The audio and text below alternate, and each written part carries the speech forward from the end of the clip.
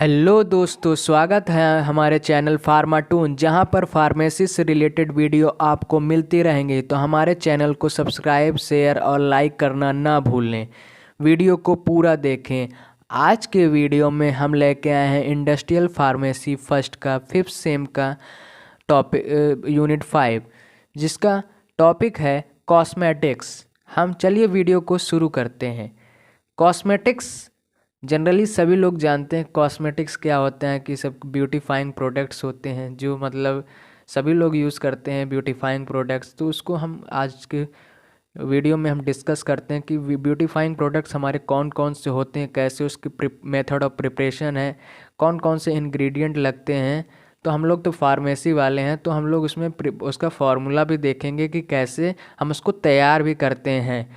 तो आज के वीडियो में हम कॉस्मेटिक्स टॉपिक यूनिट 5 का हम डिस्कस करने जा रहे हैं, जिसका मतलब होता है एम्बेलिशमेंट या अडॉन, मतलब चमकाना। किसी को किसी भी केमिकल या सेमी सॉलिड पार्टिकल्स लेके हम अपने चेहरे पे रफ करते हैं, और स्प्रिंकल या जब आदमी जो बूढ़ा हो जाता तब भी वो ब्यूटीफाइंग प्रोडक्ट यूज़ कर करके अपने आप को यंग दिख शो करता है। तो वो चीज़ क्या होता है इस हमारा, कि हम जिसको रफ करके मतलब अपने चेहरे को ग्लो को हम बढ़ाते हैं, तो वो चीज़ क्या होता है, कॉस्मेटिक्स होते हैं। तो उसमें हम बात कर लेते हैं ड्रग एंड कॉस्मेटिक एक्ट हमारा कब आया, 1945 में। ये कैसा होता है, सॉलिड, लिक्विड और सेमी सॉलिड प्रिपरेशन होती है प्रोडक्ट की, जो कि हम इंटेंड मतलब कैसे हम अप्लाई करते हैं, रब करके या पाउड करके, स्प्रिंकल्ड करके या स्प्रे करके अपनी बॉडी पे अपने आप को क्लीन या साफ बनाने के लिए और या चमकाने के लिए, ब्यूटीफाइंग इट। ये अपने अगर 2 नंबर में पूछता है तो आप इसको कॉस्मेटिक्स के बारे में लिख सकते हैं डिफिनेशन उसकी। ये ज़रूर याद रखिएगा कि ड्रग एंड कॉस्मेटिक एक्ट कब आया, 1945 में। नेक्स्ट उसमें बात कर लेते हैं फंक्शन कौन कौन से होते हैं कॉस्मेटिक प्रिपरेशन के। तो इसमें पहला फंक्शन हमारा क्या है, मेंटेन हेल्थ एंड हाइजीन, मतलब स्वास्थ्य को भी मेंटेन रखना। Avoid pre mature ageing of skin, मतलब प्री मैच्योर बनाना, मतलब प्री मैच्योर नहीं दिखना, कि मतलब हाँ छोटे सी उम्र में भी लोग थोड़ा सा ढलने लगते हैं, ये मतलब बाल वाइट होने लगते हैं। तो वो सब चीज़ें क्या, उससे भी हमको बचाता है। तो avoid essence to well being, मतलब अच्छे से रहना, ये भी हमको कॉस्मेटिक प्रोडक्ट्स भी हमको बहुत सारी चीज़ें होती हैं। Involve overall look and personality बहुत डिपेंड करती है इसमें। ब्यूटिफिकेशन, क्लीनिंग, इंक्रीज अट्रैक्शन या प्रोटेक्शन, ये सब चीज़ें हमारे इसमें फंक्शन है। तो आप फंक्शन के बारे में लिख सकते हैं, यहाँ पे इनको अलग अलग भी लिख सकते हैं, cleaning, improve cleaning, increase attraction, protection, ये सब लिख सकते हैं।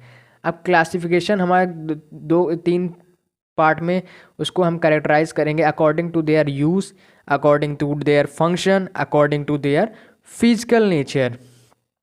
अब इसमें हम सब ये अभी ठंडियों की बात कर लें तो इसमें कोल्ड क्रीम बहुत लोग यूज़ करते हैं, सभी लोग ज़्यादातर।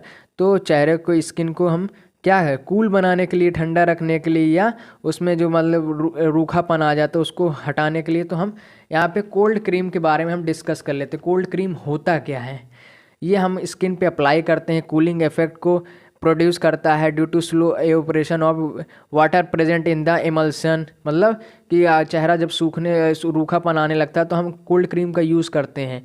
तो ये ऑयल इन वाटर प्रिपरेशन होता है। जिसके हम फॉर्मुलेशन की बात कर लें तो हमारे यहाँ पे कई सारे इंग्रेडिएंट यूज़ किए जा रहे हैं। तो उसमें पहला इंग्रेडिएंट है बी वैक्स। बी वैक्स हमारा 5 ग्राम लेंगे।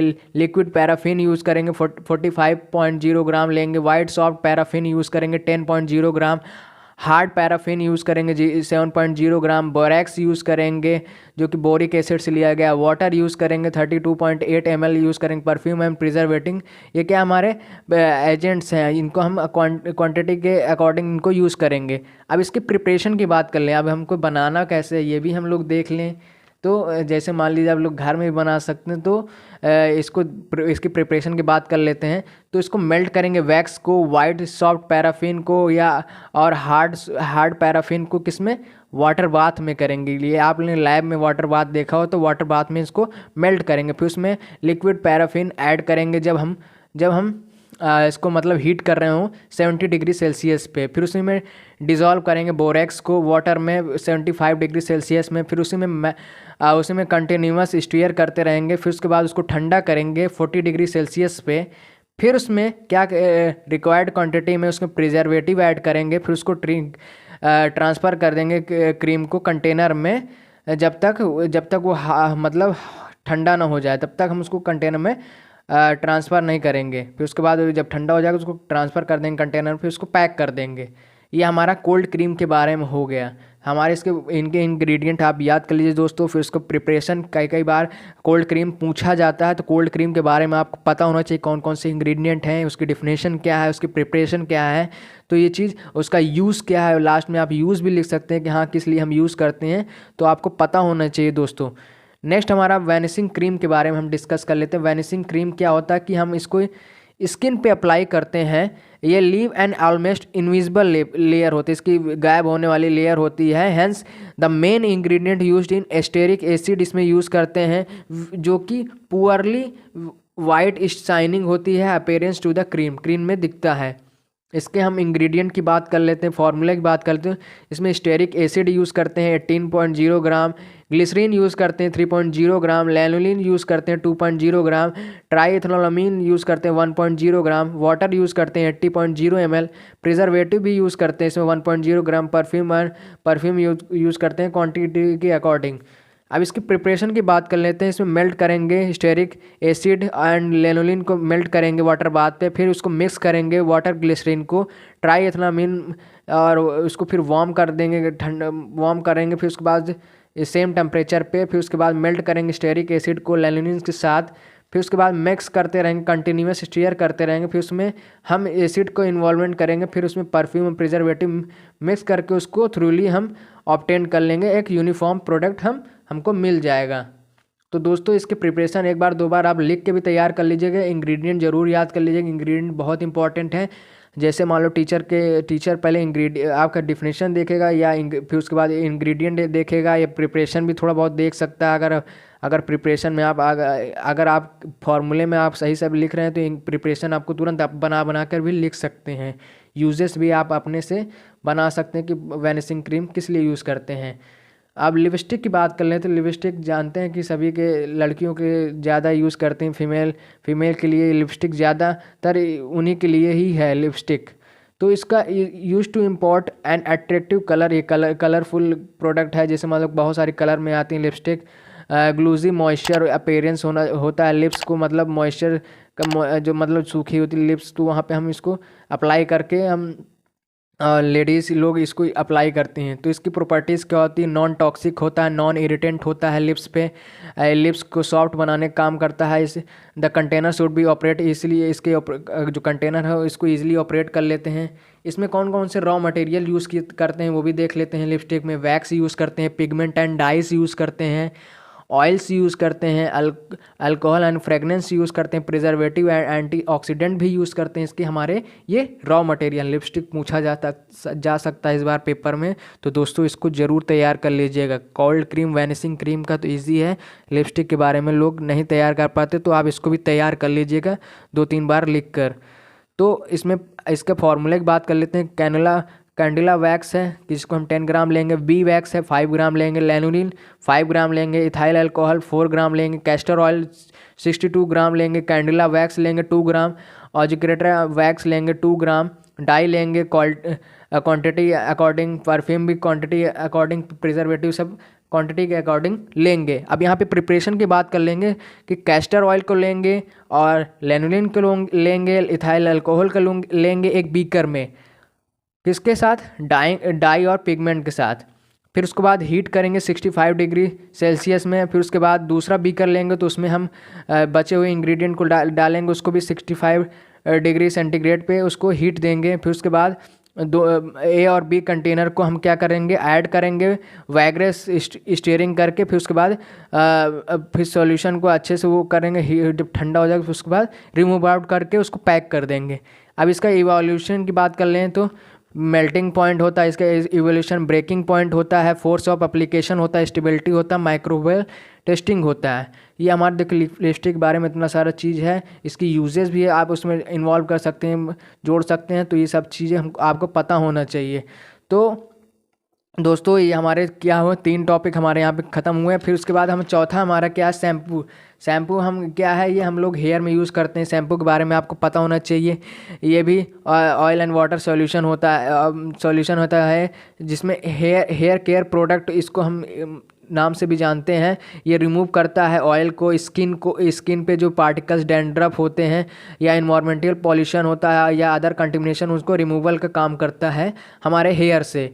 ये particles that it gradually build up in hair, जो भी मतलब पार्टिकल, अदर फॉरेन पार्टिकल्स हमारे हेयर में कुछ भी होता है, या मान लीजिए कोई भी डस्ट पार्टिकल इन्वॉल्व होता है, तो उसको रिमूव करने का शैम्पू काम करता है। इसकी आइडियल प्रॉपर्टी देख लेते हैं। स्मूथ होता है, स्मूथ बनाता है और शाइनी बनाता है हेयर को। प्रोड्यूस फॉर्म मतलब झाग बनाने का काम करता है।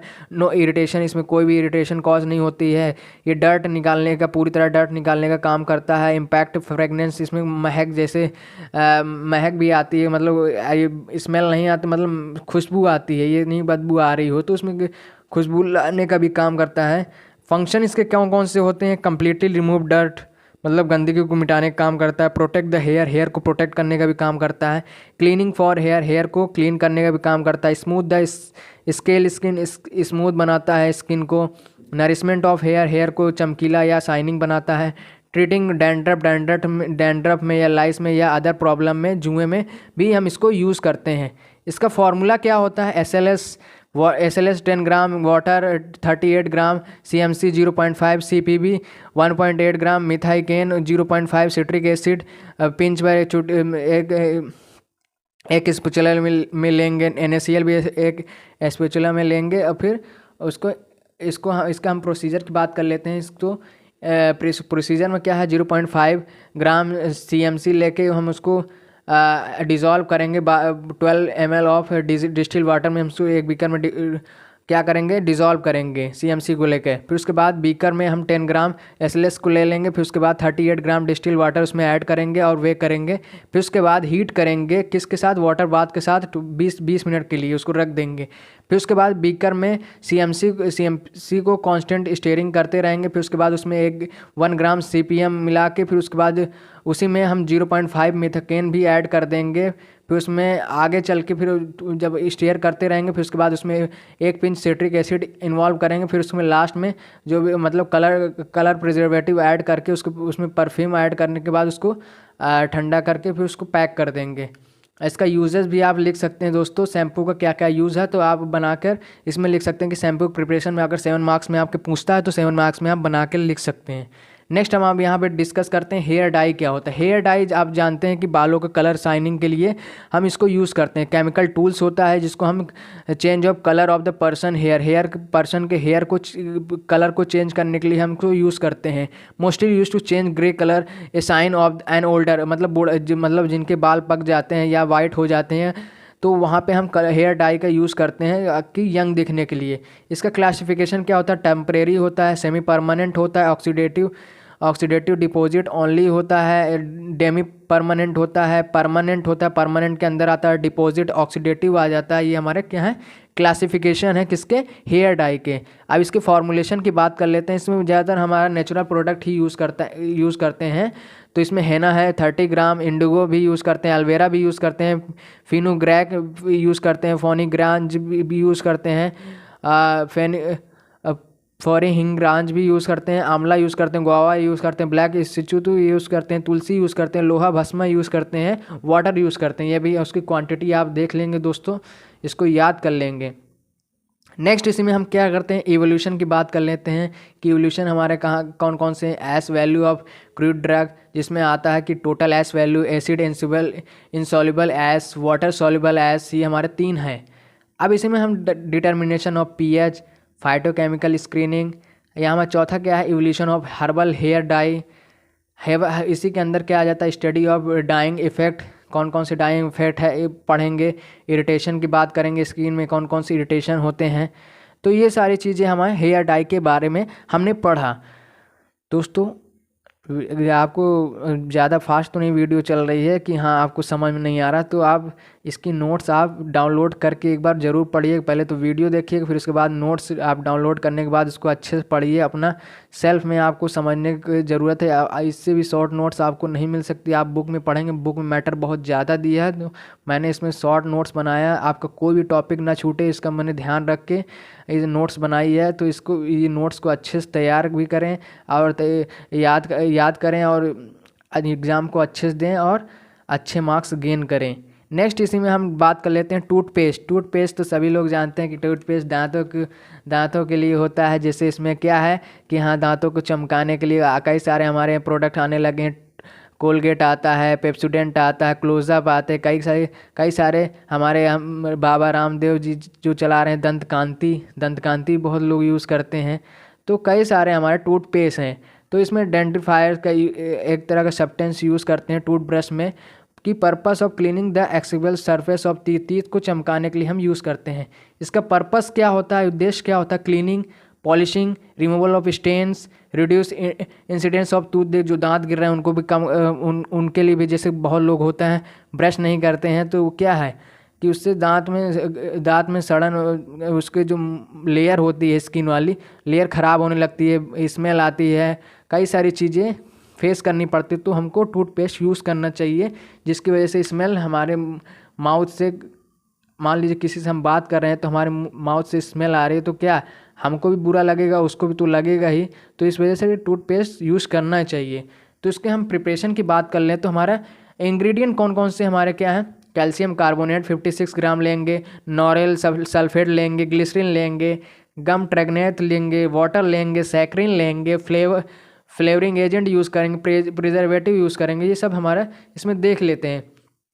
इसका एवोल्यूशन की बात कर लेते हैं। इसका composition, homogeneity, determination of lead, arsenic, spreadability, moisture and volatile matter, pH, ये सारी चीज़ें इसमें हम एवोल्यूशन उसकी बात करेंगे। इसके प्रिपरेशन की बात कर लें तो हमारे प्रिपरेशन क्या है कि हम यहाँ पे हम प्रिपरेशन इसकी probably made for stainless steel container में इसको करते हैं। फॉर लार्ज स्केल में इसको फिल करके धीरे धीरे इसको रोटेट करेंगे ब्लेड्स में।